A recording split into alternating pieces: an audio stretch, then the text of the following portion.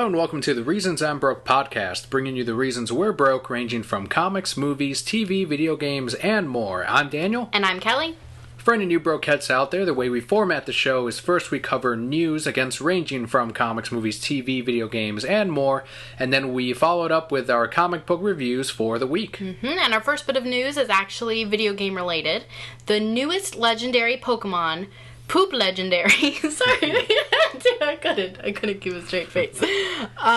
Zygarde. It's Zygarde. Poop Legendary has been revealed. It has 4 forms so far, and Pokemon with brand new forms or secondary forms is not new, but 4 is kind of a big deal. And they're not evolutions, they're actually separate forms. First form is Zygarde Core. Poop Core. Which kind of looks like a little green ghost, sort of. Okay. Zygarde Cell, which looks like a cell, but a bigger one, green. Poop. Mm-hmm. Zygarde 10% form, which is essentially a dog Pokemon. It's more of like a technological Pokemon, but in dog form. So like 10% of poop. Okay. And Zygarde Complete form, which is essentially a Digimon. So a complete poop.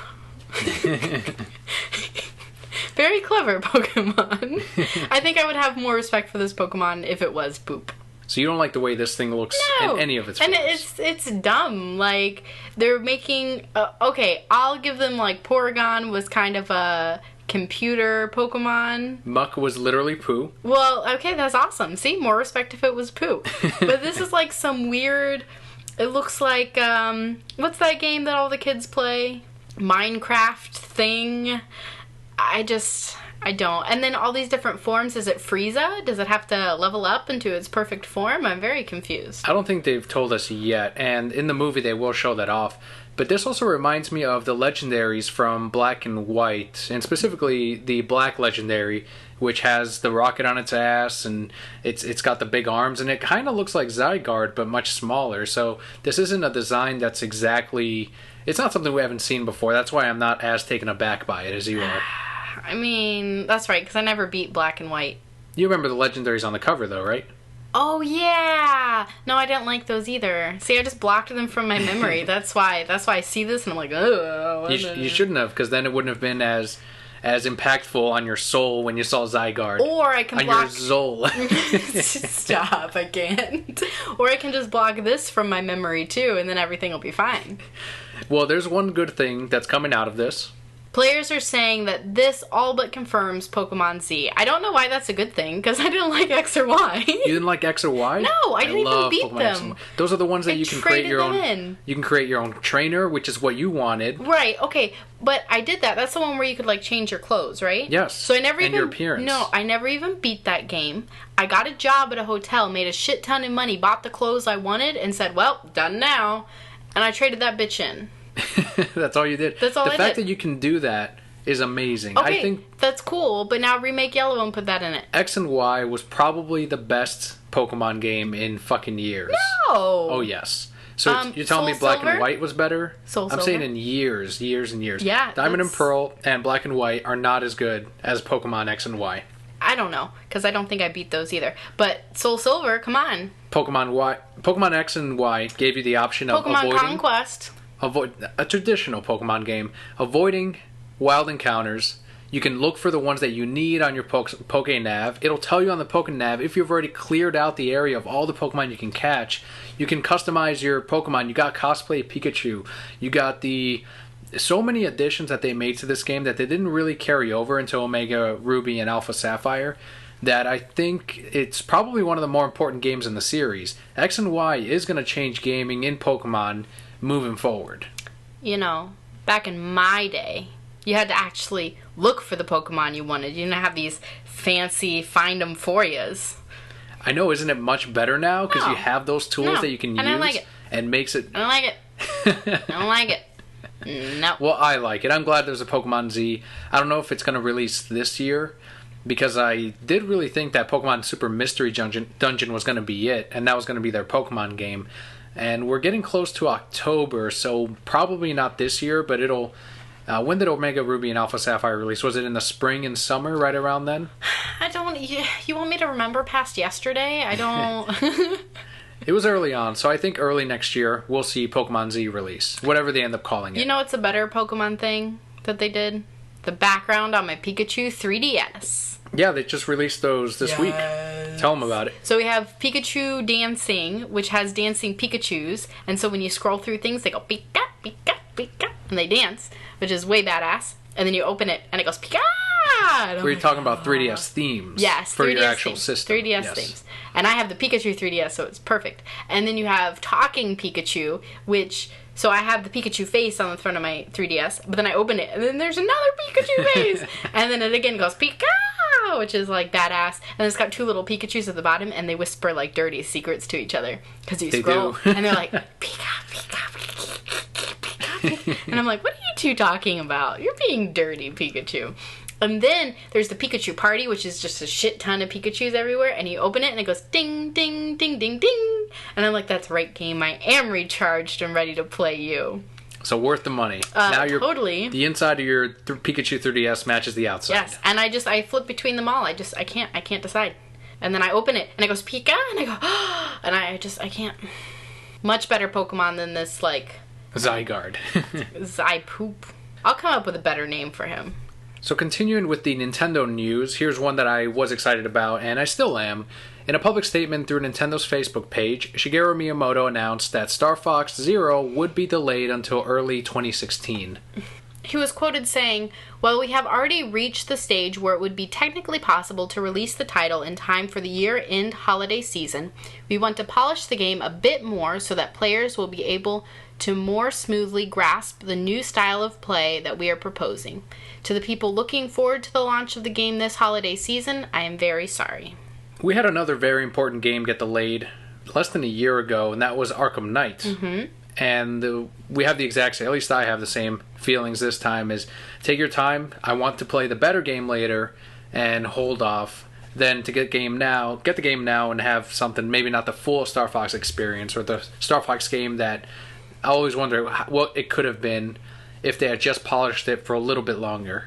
It's a very mature outlook to have. It's a very reasonable one. I feel that I would be the same way. I mean, Kingdom Hearts 3, how long have we waited for that bitch? I'm just going to assume they've been working on it for 10 years to make it the best game ever. Unfortunately, a lot of people don't see it that way.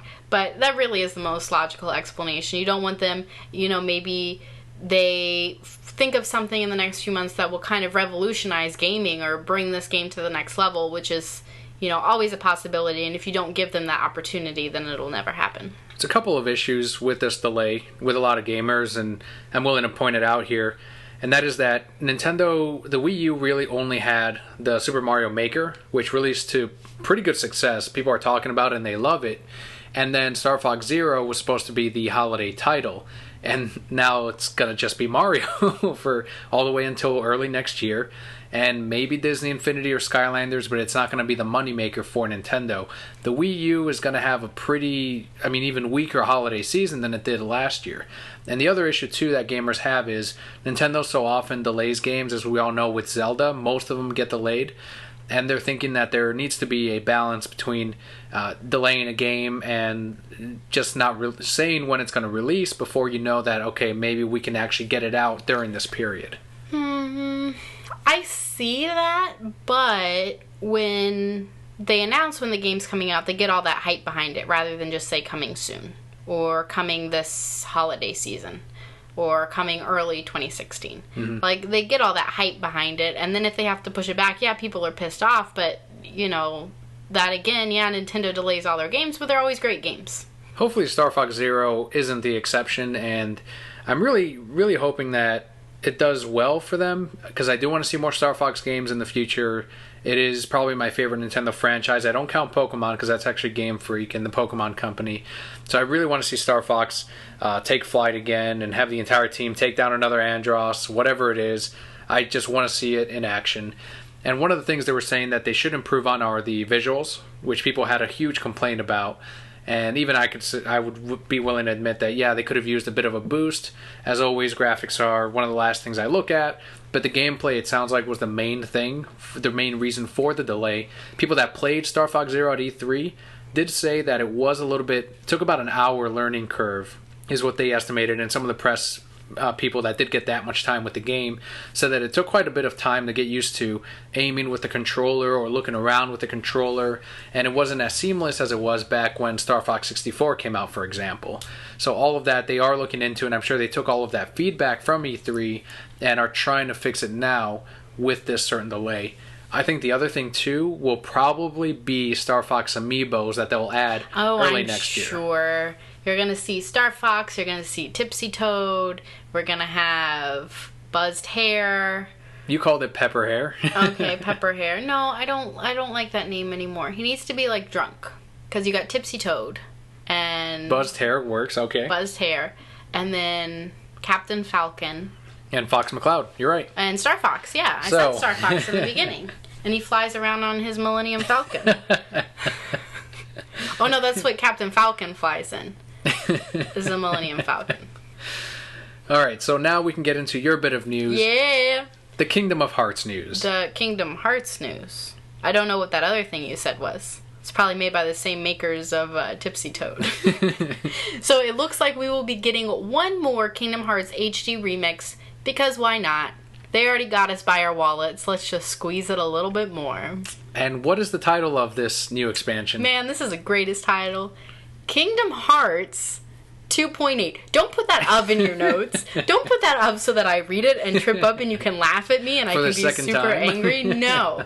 Kingdom Hearts 2.8 will contain HD versions of Kingdom Hearts 3D Dream Drop Distance, an HD cinematic theater called Kingdom Hearts X Black Cover, and a playable mission titled Kingdom Hearts 0.2 Birth by Sleep, a fragmentary passage. That sounds so romantic. Is Mickey gonna take us on a date? He might. I don't know. Is Riku gonna take us on a date? No, that's not gonna happen. Aww. But this does contain my favorite in the Kingdom of Hearts series, and that one being the Dream Drop Distance title, which I really, really liked. Only because you had toads hopping around. That's exactly why, yeah. I like the mechanics and the gameplay, the fighting, best in this one, because it was the quickest. You can follow up all kinds of combos after you used your Keyblade and all that stuff. You don't have to swing on vines. That's a big one. And all the different worlds were amazing. The fact that you got to visit Frodo and the Hunchback of Notre Dame, one of my favorite Disney animated movies, was a huge plus.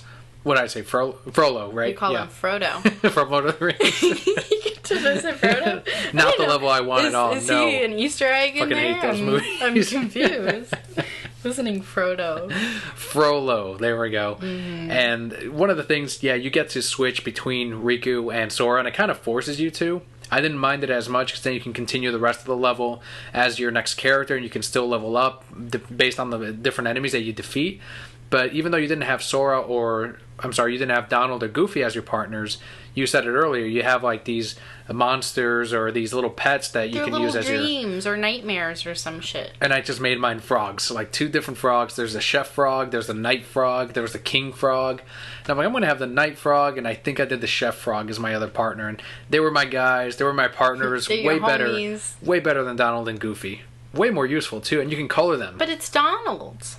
But it's a frog with a fucking crown on its head. But it's a talking duck who uses racial slurs frequently. That's true. He does. Anytime you see those old Disney movies, you're like, what do you say? what do you call that man? I'm very confused. I'm excited for this. Am I going to buy it? Probably. They already got all my money. Like, I just throw it at them. Have I still beaten the first one? No. Am I ever going to beat it? Probably not. I got angry.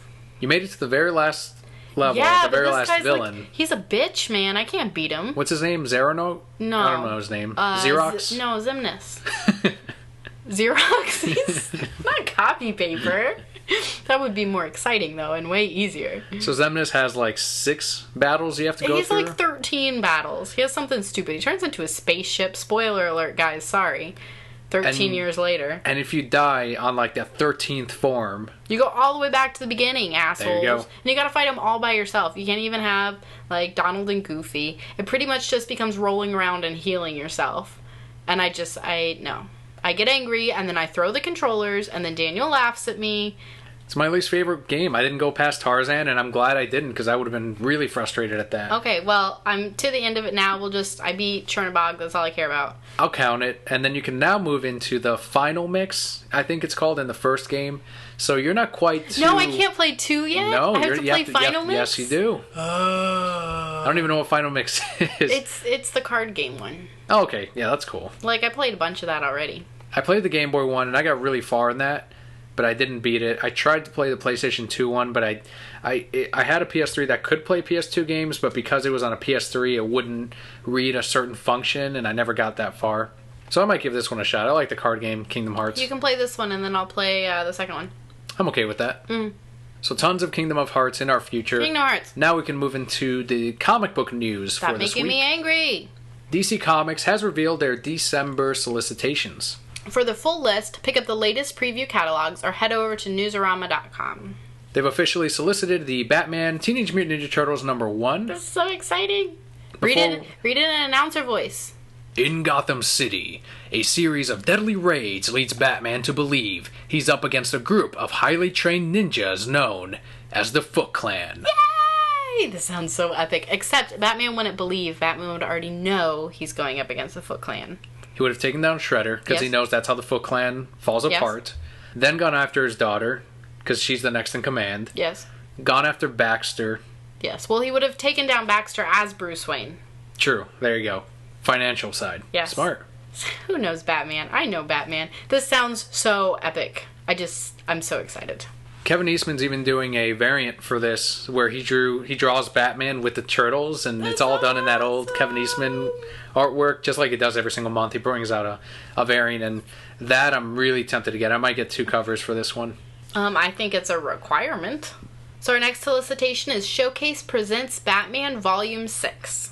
This one was written by Denny O'Neil, Frank Robbins, and more, with art by Neil Adams, Irv Novick, Dick Giordano, and other artists as well, because this is actually a collection of classic Batman stories. It's awesome. So, with Robin away in college, Batman faces new foes and old, including Two-Face, Man-Bat, and Ra's al Ghul, making his debut appearance. Yeah, so this is reprinting the older Denny O'Neil and Neil Adams stuff, which is amazing.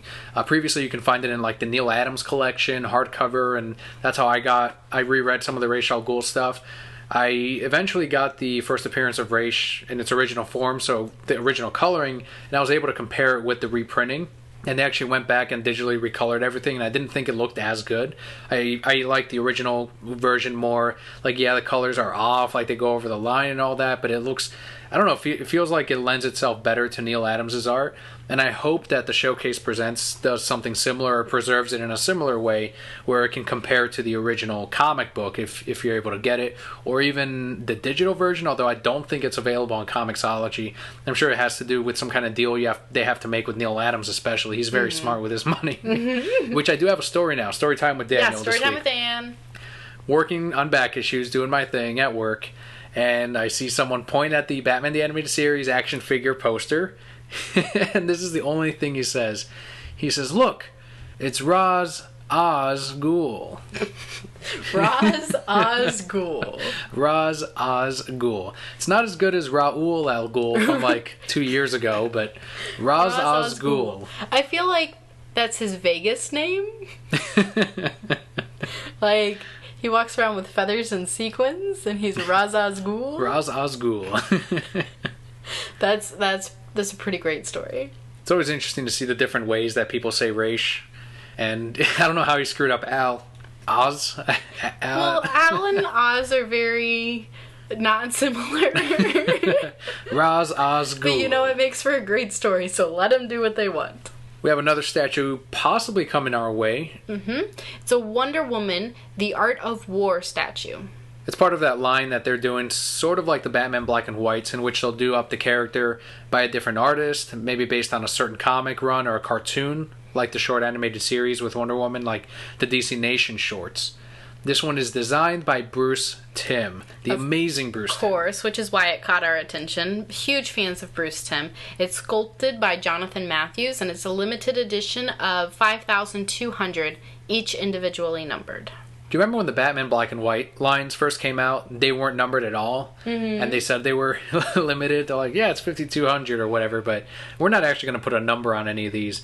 That's also back when they were cheaper. That first Bruce Timm Batman Black and White, how much was it when we first saw it? It was like maybe $60 or $55. I don't even remember. I don't even remember seeing it in the store. I remember I had learned about it and went online to try and see if I could find you one, and it was $400, and I was like, love you, sorry. Well, now these are up to 80. That's something that's maybe come with the fact that they've had to renumber them, or maybe they know they can make a little bit of extra cash on these, and this is going to be no exception. Measures 7.5 inches tall, and it will be priced at $80. Even at an $80 price point, I mean, you guys can go on YouTube and see some of our boxings. I don't think we've gotten a statue that hasn't been worth that price yet. They all look great, but this one releases April 2016. Yeah, that would be our very first Wonder Woman statue. Mm-hmm. Another woman in the DC universe, Catwoman, will be leaving the mob life as of Catwoman number 47. That will have a new creative team and a new direction for Selina Kyle. Good. Maybe we'll actually start reading again. What'd you think of the whole mob version of Catwoman? I know we dropped out about 3 or 4 issues in. Right. I think it was a good idea. I just don't think it was executed well. At least the portions that we read weren't executed well, because then they started tying in her whole backstory and her family, and I don't think we really needed any of that. But I think Catwoman is a very strong character, and that is something that she could pull off in, I don't want to say real life, but in the actual world of Batman. I don't think that would be uncommon. Another book that's getting a little bit of a change, possibly a love story for an issue or two, and that is Starfire number 7, as Dick Grayson will make an appearance alongside Corey. All my dreams have just come true.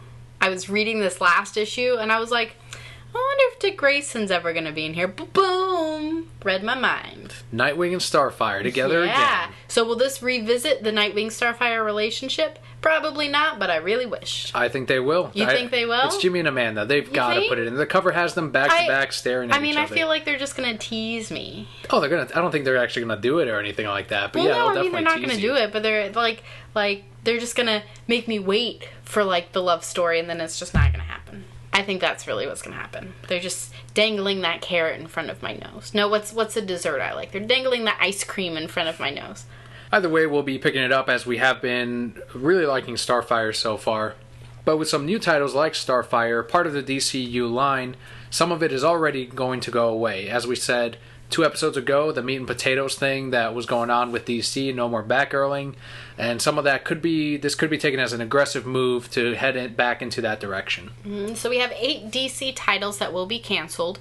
These include Batman 66, Sensation Comics, Green Lantern, The Last Army, Doomed, Omega Men, Lobo, Gotham by Midnight, and Justice League United.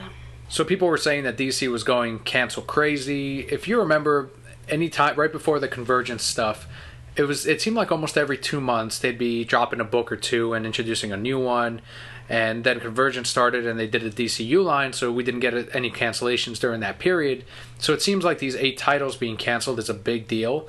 But they've always been doing this, and Marvel Comics does the same with their last issues, like we had with She-Hulk, which we really enjoyed.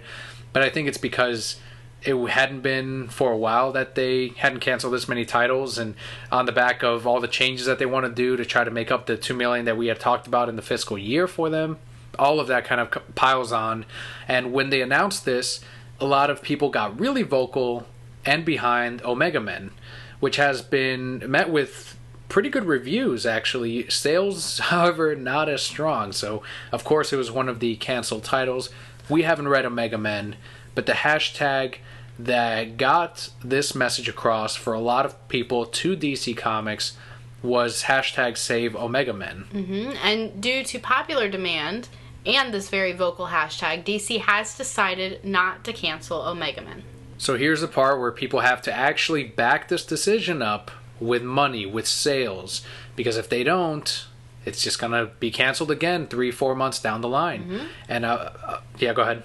Oh, well, I was just going to say, all these people need to start doing hashtag Save Constantine, because maybe then shit'll get done. They can save a comic, they can save a show. Or just spread the word with Omega Men. Like, I've seen a lot of people that will buy an extra copy because they think their friend would like it, and then they give that comic away, and that's how you hook a lot of readers. So if they really wanted to keep Omega Men going, yes, they would try to get it around, and they would share it with friends and have other people read it. The trade paperback, whenever that comes out, try to pick that up. I mean, you really want to save it. And you got the holidays coming up. Use it as your wrapping paper. Just buy a few extra. Wrap your gifts. Then whoever you give it to can read the comic on their gifts. That'll save it. Or Halloween. Yeah. Give it out for Halloween. What do you do for Halloween? I'm very confused. Give out Omega Men. Just free comics. Yeah. No, that'd be great. Instead of candy. I like that idea way better. Hashtag Omega Men Candy. Omega Candy. The other one that people are asking DC to save is Green Lantern and the Lost Army. Once again, none of these titles, except for maybe initially Batman 66 and Sensation Comics, sold well. And those were the only two that were pretty consistent. And then up until recently, they have slowed down in sales. These other ones, Gotham, what was I just talking? Gotham by Midnight? No, that needs to go. I'd even say Omega Men, as good as people say it is, the sales just weren't there, and I can definitely tell you that by experience. But maybe that will change with this update. We'll see if fans are going to be there for at least this little portion of DCU. So, some more DC news, something that I pretty much died when I heard about it. This is my ghost talking to you all right now, because that's how excited I was. DC Comics' Secret Hero Society is an upcoming illustrated novel to be published by Scholastic as it debuts in February 2016. Yeah, this series will be aimed at kids as they reimagine the DC universe for Bruce, Clark, Diana. In prep school. This is designed for kids and Kelly's. I am super, super excited. This means, like, home ec class where Diana and Clark, no, even better, where Clark and Bruce get teamed up and they have to care for the little bag of flour, which is their baby, and hilarity ensues. And Clark is like, Bruce, we have to take care of our baby. It's our child. And Bruce is like, whatever, I'm gonna go pick up chicks. Oh my god. This needs to happen. Send this to Dustin Nguyen because I need that in this book. That's who's working on this. Derek Friedolfs and Dustin Nguyen. Nope, do it right. Dustin Nguyen. Thank you. Will reunite as they both write the novels with Dustin Nguyen illustrating. Yes! Send him all my ideas. I have so many. You know it is for kids, right? It's so for I don't Kelly's know if I can... and kids. Kelly's and kids. Bruce can still pick up the ladies and it be for kids. We gotta teach kids how to pick up ladies. They're just sitting in their room playing video games all day. The second volume to this will come out in 2017. Cool. And it will introduce Aquaman and Cyborg. Oh man, okay, so they all gotta pick on Aquaman because it's silly Aquaman. And the Cyborg's gotta be the cool kid. I've decided. I'm writing this now, guys. I am writing this. All my dreams are coming true this episode. It's probably the closest we'll get to another year of Lil Gotham. Well, first you said that wrong. Well, correct me then. Lil Gotham by Dustin Nguyen. Okay, but I definitely think we'll still get another one of those. Dustin can do some more of those. Real easy. Just, like, pop them out. You're fine. But this isn't the same as Lil Gotham. Because in Lil Gotham, they're adults. They're just adorbs. True. This one, they're teenagers. They're going to have teenager problems. Maybe there's a baby Etrigan. I don't know. Hopefully, this is Dustin Nguyen. He loves, like, the old animated series and Justice League Unlimited and all that stuff. There could be a baby Etrigan. Yeah, there could be, and if it's successful, you'll see, I'm sure they'll just expand on the DC universe. And more importantly, they're aiming the DC characters at younger readers. With the lack of television shows that they have on television, with any cartoons, there's no Young Justice, there's no Green Lantern, the animated series. All we really have on television is like The Flash, Arrow, Gotham. There was Constantine, iZombie, and they're not really aimed at younger viewers. Yes, they're going to have some kids and young adults that watch that stuff, but people in elementary school, kids growing up with the Marvel movies right now, DC, Warner Brothers, they're not aiming any of that towards the younger children, so some of this will help. Of course. This is a great idea. Like, take this shit as far as it'll go. Brilliant idea, and, you know, it's even something that I'm going to buy. I'm not going to lie, and I'm going to read it and be like, this was awesome, and then I'm going to keep it, and then someday I'll have a kid, and he'll be like, but Mommy, I like Marvel. And I'll be like, you're grounded. Now let's read this DC book. We've always said if we named our kid Bruce, he's probably going to end up not liking Batman. Yeah. Of all things. It's probably going to be, like, what's the really bad Marvel character? Hawkman? Is that his name? No, what's his name? That's a DC character. I know. Sure. The guy with the bow and arrows. Hawkeye. It could be Hawkeye. Who knows with kids? They change their mind every 5 minutes anyway. He will like Bruce Wayne. Eventually. Just show him Batman the Animated Series and you'll be good. And he'll be scared shitless. Like that was just like I was as a kid, and I loved it. Every minute of it.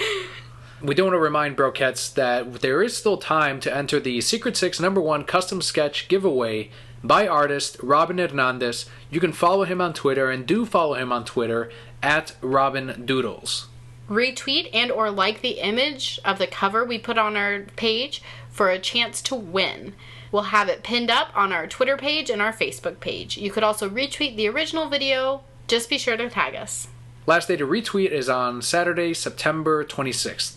So spread the word, get his name out there, because it is a gorgeous cover. We absolutely love it. And whoever gets it is going to be really lucky, because it is a work of art, front and back. Now keep in mind, by the time this show comes up, this will be this coming Saturday.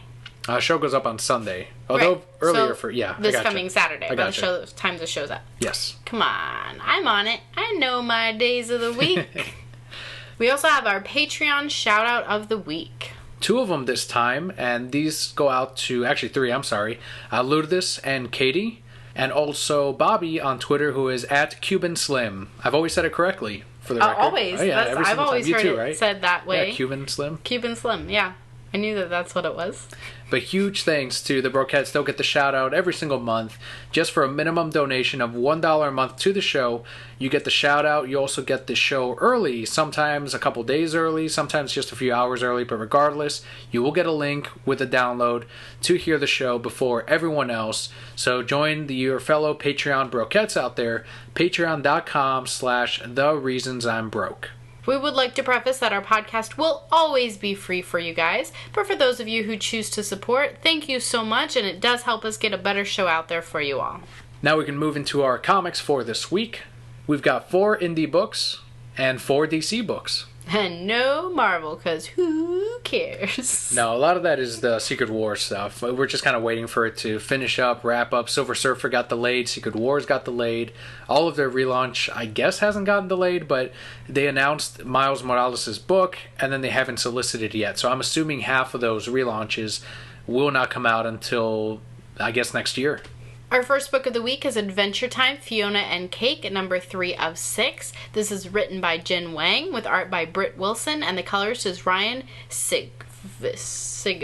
This one focused way more on Fiona. If you were a little too worried that it was trying to push the card game too much towards you because of the merchandising, that you can actually go to your local game shop or comic shop and buy the card game, don't worry at all, because this is all story, all Fiona and Prince Bubblegum. Yeah, so this was kind of a filler because we're seeing Cake get to where she needs to go for this card game. But like you said, it did take a step back from that and kind of explore Fiona and Prince Bubblegum just a little bit. It was a very, very sweet story. And I think we really get to see what a good friend Fiona is for Cake. Because she takes a road that I probably would not have taken. And you also feel bad for Cake at the same time. And just from the opening of the comic itself, you've seen what she has gone through and how important this game is for her. And I feel like we'll get some kind of recognition between the two characters as the last 3 issues kind of wrap up. Still a very, very strong book. I recommend it if you guys like these 2 characters, especially as much as we do. Next is Lumberjanes number 18, written by Shannon Waters and Kat Lay, art by Carolyn Nowak, and colors by Marta Laiho. I think this is my pick of the week. Did not expect that. It's actually a good jumping on point. Starts a new arc. Tell them why it was your pick. It was a lot of fun. I think it was more fun than some of the other issues that we've seen. We just got off of a very emotional roller coaster from this last arc. And the art changed in this one a little bit, but I thought it really went with the feel. And it was so much fun, and we really get to see the personalities of the girls and how they all fit very well together in this team. And we get introductions to new characters, which I think are really cool. You know, that they're still surprised by this stuff, even after everything that they've been through. So just a very lighthearted story. It feels like it's going to lead into something a lot of fun. You know, it made me laugh, and if a book can do that, that's great. Yeah, I think my only issue with the comic was that we didn't see a true connection between the new characters, the mermaids, and the Lumberjanes themselves. There's no reason for them to help the group of, I don't know what they call them. I guess they just call them mermaids. But there's really no reason to help them. They prefer more women. They do. What about the guys there? What are they, mermen? Yes. This group of lake people. That's racist too. What if they came from the ocean? Or then are they ocean people? And how are they even people? No, because then they'd be Aquaman people. But how are they even people? What defines a person? Individuals. They're water individuals. These individuals, they really had no reason to help them other than it's the Lumberjane way, and that's kind of all they chalked it up to. But whatever excuse they need to kind of go crazy with this idea, and I feel like it will take off with number 19. Well, and I love how they pointed out silly things, like how do they get patches underwater? I don't know. Let's just go with it. Like, it's okay. The comic kind of made fun of itself. Yeah. And a lot of fun. Like we said, jumping on point. And your pick of the week, yep. And my pick of the week. Our next book is Sex Criminals, number 12. This is written by Matt Fraction and Chip Zdarsky, with art by Chip Zdarsky. This one's going to be my pick of the week, actually. Really? Let me start by saying, if penises offend you, don't read this issue. Tons of penises. Everywhere, penises. I think what I liked the best was the flow of the entire comic as you go from start to finish. There's the main action, which could have been done in 4 pages if they really wanted to, but instead they spread it out in the middle of a lesson that actually the book is teaching you something as you continue, like the history of how society has hidden sexuality in women and how they've repressed that throughout the years, and they give you facts in the comic, and then it reflects back on the action story that they're going to between our main characters and this crazy come Sailor Moon thing. And then it heads back into the classroom where you go back to learning some more, and it's all entertaining and it strings you along, and you're never, there's never a dull moment throughout this. And like, yeah, I know it's called Sex Criminals, but they're teaching you a lot as you continue on the history of how to rob banks if you have crazy sexual powers. And then the letters, always awesome at the end, with like 4 or 5 pages of letters and people finding their first porno mags and all this other stuff, VHS tapes for a lot of the older players, or a lot of older readers too, and all kinds of. Oh, also there was a great story on how they made that. Remember that unbagging that we did of the comic book to try to get the sketches? How that was an entire mess to get out, and how the book was late because of that, and how the first batch of those that they signed, the first 1,000, they couldn't give out because of legal reasons. At first they wanted to just put $1,000 bill in there, but then they found out that there's no $1,000 bill, and then it was a whole thing. Why not just put $100 bill in there? Because then it turned out that it's illegal because of gambling things in certain states, because it would be considered gambling even if they didn't tell anyone that there was $100. It was a huge mess, and even for that, it's worth the read, just to read the history of the previous issue with the polybagging and everything. So, well worth their money, well worth their cash. Excellent series, Sex Criminals 12. One that I didn't think was as impressive is one that we only get once a year, and that is The Simpsons Treehouse of Horrors, number 21. It's written by Ari Kaplan, Ian Boothby, and Batten Lash. Art by Rian Rivette, James Lloyd, and Bill Galvin, with colors by Alan Hayard, Art Villanueva, and Robert Stanley. I like a colorist named Art. That's a good name for a colorist. I think if I were a colorist, I would name myself Colorist. That'd be brilliant. The Colorist. It'd be perfect. I agree with you, not as impressive as the last book that we just mentioned, but better than last year's. I'm trying to remember last year's Treehouse. Zombie. That's true. The one before that was the one I really liked. Yes. And that's what I want them to go back to. What these Treehouse of Horror books used to be were different art styles that they could take a little bit of freedom with that they normally don't do with the Simpsons books, because they do have to keep that animation to look like the cartoon. And with Treehouse, it's like it can be paintings and it can be this wacky, weird art just because they're doing some weird symbolism with horror. And one of my favorites was probably Rosemary's Baby in recent years that they did. I think that was also 2 or 3 years ago, and that was really impressive. Love that book. They actually publish a trade paperback, which is only the Treehouse of Horror comics, and I think I may have to end up doing that instead, because so far now we've had 2 straight years of Treehouse of Horrors that they didn't take many chances with. That being said, my favorite one was probably the middle story and one of the longer ones with Ned Flanders. You're following him around, and most of Springfield disappeared, and he thinks it's the Rapture. And it ends up being, of course, something completely different, but it's still really funny to see how they try to solve this dilemma of most of these people disappearing and who's going to be the leader, with Ned Flanders being the main guy. It's always fun when you try to follow Ned, because him and Homer and Mr. Burns are some of my favorite characters. Like we said, this one was better than last year, and it entertained me. I liked seeing Charlie Chaplin snuck in there in 2 of the panels. But again, nothing to write home about. I like that they still do these, but like you said, we may just have to pick up the trade, which unfortunately means that they may not be bringing them out anymore if their sales drop. True. So it's stuck between a rock and a hard place. Not my pass of the week, but not as impressive as last year. Yeah, it's hard to say no to the book because it's $4.99 and it only comes out once a year. So it's one that I think we're going to continue to keep on sub. But I will, if I want to read some of the classic ones or some of the better Treehouse, at the moment, like you said, we may have to get the trade. Our next book is Bizarro, number 4 of 6. This is written by Heath Corson, with art by Gustavo Duarte and Darwin Cook, and the colorist is Pete Pantazis and Lee Loffridge. Very good issue. I like this one way more than number 3, and so far it's right up to par with 1 and 2, which we really liked. You follow Zatanna around, and the transformations that go through with Bizarro and how you find out he's actually a pretty goddamn good magician, and Jimmy Olsen is kind of running around and getting in trouble, and you see a handsome version of Bizarro. Like, there's so much going on in this issue that everything that we liked about Bizarro was put in one story, one jumping on point, and with an awesome page by Darwin Cook on top of that, it's just like the cherry on the ice cream sundae of this. Yeah, it was a very, very good issue. I'm still very impressed with this series. I'm kind of upset that it's only 6 issues long, so we will be wrapping it up soon.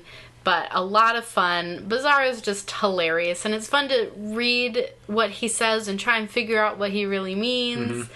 I don't know what kind of turn it's going to take, because we get kind of a twist at the end. But, you know, it's been great so far. There's no reason to believe that it won't be for the last 2 issues. Next DC book is Harley Quinn number 20, written by Amanda Conner and Jimmy Palmiotti, art by John Timms, and colors by Alex Sinclair.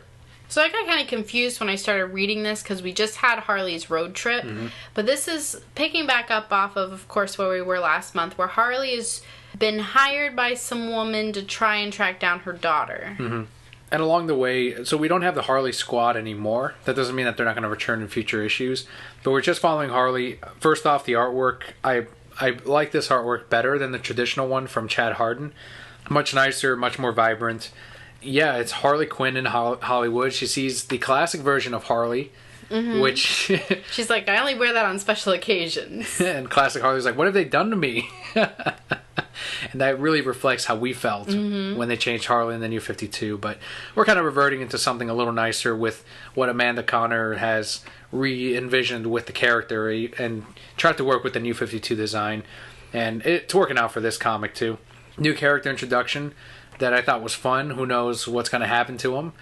But yeah, it's a great jumping on point. I enjoyed it. It was fun. I probably liked it as much, if not more, than the Road Trip special. And always recommend Harley. Our next book is Robin, Son of Batman, number 4. This is written and has art by Patrick Gleason, and the colorist is John Calise. We see more of Robin running around, trying to undo the wrongs that he's done, and it actually opens pretty dark. Yeah, probably one of the best parts in the entire issue. And it just goes to show that Patrick can tell a stronger story through his artwork and not with so many words. There's one bit in the comic where it's Robin explaining to nobody the endless history of this place that they were just in, and half of it is not relevant to the message of the end of the comic. And I mean, it's just a wall of text. And I don't mind a ton of text in my comic book, but there should be, it needs a purpose. Yeah, and if you can show it through action or through visuals, I think that mixing more of that in to this would have worked out better for the comic and for the whole issue and series itself. But I think that's something that Patrick will grow on, hopefully, as the comic continues. I wasn't big on this issue. I guess I haven't really been big on this series since the beginning. I like the idea of Robin trying to atone for himself, and I like the idea of Nobody coming along, because I think she's a fun character that brings a little bit more life to this comic instead of just Damian being, boring and going around and doing things. But I guess there hasn't really been a moment where I really connected with Damian, and that's what this comic is missing. Well, you get a little bit of that when he sympathizes with the artist, with one of his teachers. Mm-hmm. And you're right, we do need more of that, or if anything, more of a connection with Raish, and we're going to see more with Talia, as the solicitations have shown, but some more with Raish, his history, maybe a little bit more of those little moments like we got at the beginning of, this is what harm I've brought upon the future of this world with my previous actions. That being said, there's really good action in here with Deathstroke.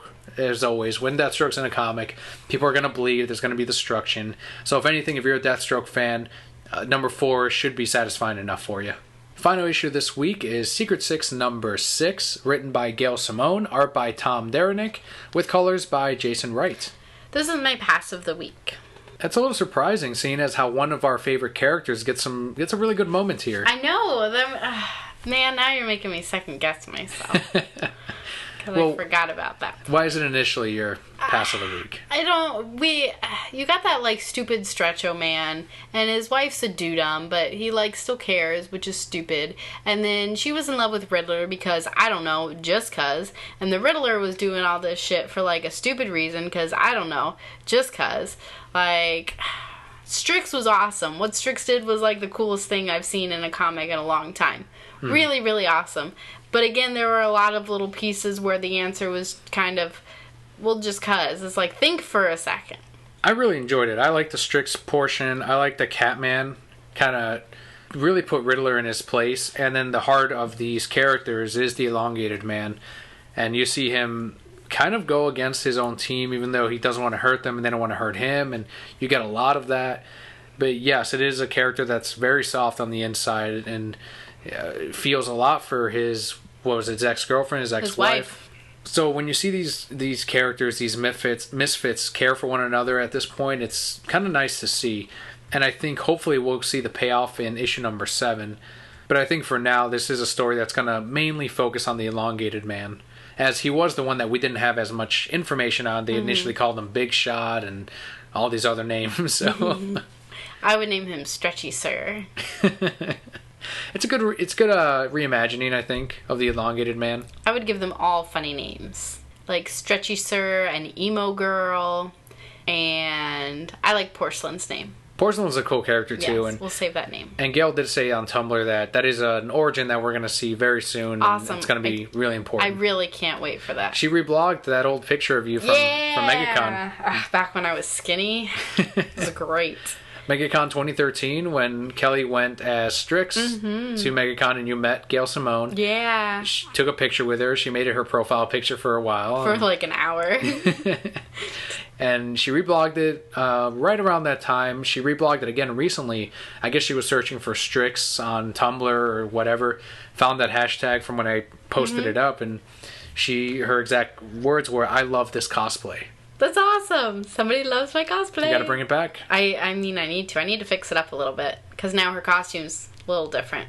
A little bit. And she did also post a page from the Batgirl series, and it was that exact outfit that you were wearing from that cosplay. So I think either way, it's gonna look fine. I will have to bring it back. You can say you're the true Strix, the original appearance of...